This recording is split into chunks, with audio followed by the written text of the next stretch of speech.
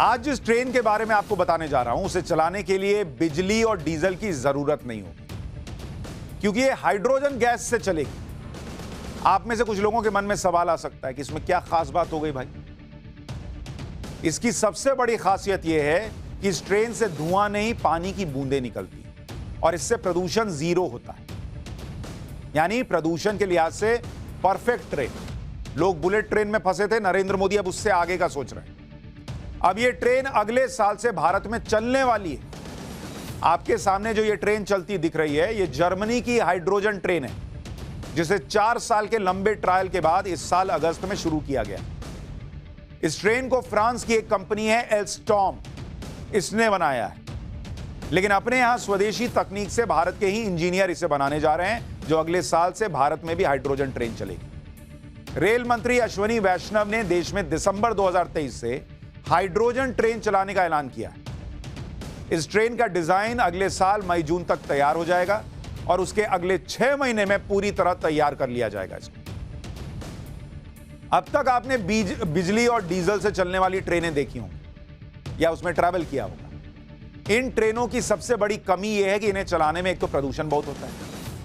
बिजली बनाने में भी कोयला खप जाता है, उससे भी प्रदूषण होता है, ऊपर से कोयला कम पड़े, ये पड़े, उसकी समस्या। लेकिन हाइड्रोजन ट्रेन में ऐसा कुछ नहीं होगा। इस ट्रेन में हाइड्रोजन भरिए और काम पर चलिए। हाइड्रोजन क्या? हाइड्रोजन पढ़ते ना, H2O, हाइड्रोजन, ऑक्सीजन, वही हाइड्रोजन की बात कर रहा हूं जो H2O में भी होता है। इस ट्रेन के फायदे बताने से पहले आपको भारतीय रेल की डीजल ट्रेन से होने वाले नुकसान के बारे में बता देता हूं। अगर आप समझें कि इसका फायदा क्या है भाई, देश के लिहाज से क्यों नरेंद्र मोदी हाइड्रोजन ट्रेन लाने की बात कर रहे हैं।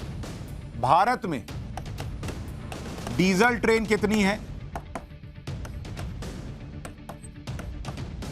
13,555 ट्रेनें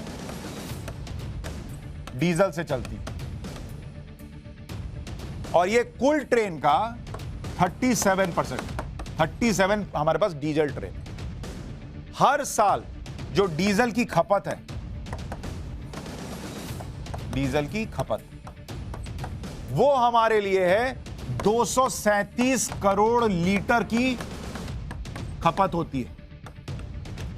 237 करोड़, यानी रोजाना करीब 65 लाख लीटर। और इससे जो प्रदूषण होता है, डीजल से भाई प्रदूषण होगा ही होगा। इसलिए इंडियन रेलवे ने हाइड्रोजन ट्रेन चलाने का फैसला किया। अच्छा, प्रदूषण तो है, इसमें जो खर्चा लग रहा है, पेट्रोल डीजल की कीमत बढ़ती है तो उसका इंपैक्ट पड़ता है। फिर हम पाठशाला में कहते हैं कि भैया बुजुर्गों को कंसेशन दीजिए, उनको फायदा दीजिए, तो सरकार गिनाती है कि भाई, या रेल मंत्री गिनाते हैं कि भाई देखिए यहां खर्चा, तो वो भी खर्चा कम होगा। अच्छा, इसके फायदे सुनिए। हाइड्रोजन ट्रेन एक बार में करीब 1000 किलोमीटर की दूरी भी तय करती है, यानी ये इलेक्ट्रिक ट्रेनों की तुलना में 10 गुना ज्यादा दूरी तय करती है।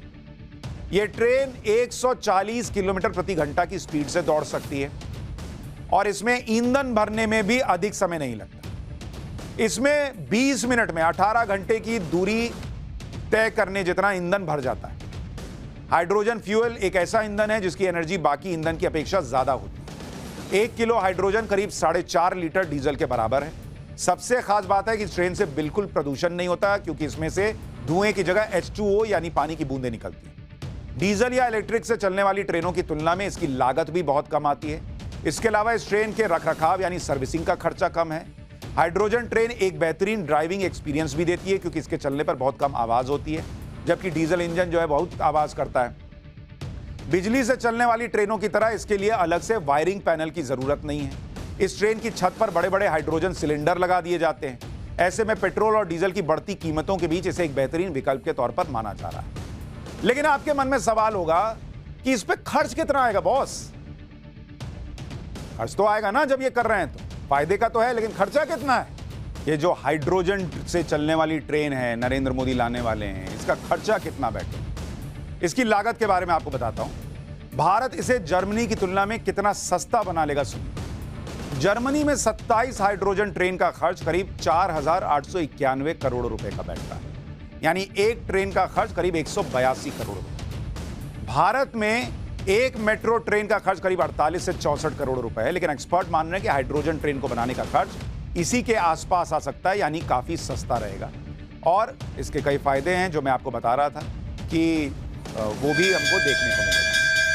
तो ये एक और नया प्रयोग जो मोदी सरकार कर रही है, प्रदूषण भी कम होगा, पैसे भी बचेंगे। 2023 के आखिर में आ जाएगा ये हाइड्रोजन ट्रेन।